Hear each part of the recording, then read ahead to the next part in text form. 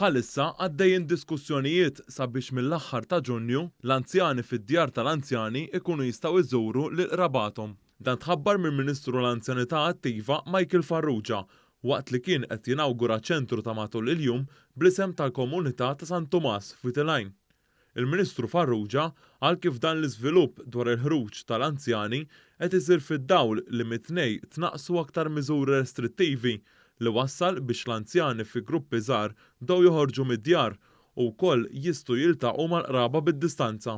Matul il-Ġunju huwa maħsub illi ħajkomplu jitnaqsu ir-restrizzjonijiet sakemm fl-aħħar naslu għan-normalità u l-anzjani mhux biss jistgħu jiġu jżuruhom fir-residenzi fejn huma qegħdin imma anke li jitħallew joħorġu għand qraba tagħhom. Waqt l-inawgurazzjoni ta' dan iċ-ċentru ta' matul il-jum, il-Ministru Michael Farrugia qal li dan iċ-ċentru sar permezz ta' ftehim bejn-Gvern u l-privat.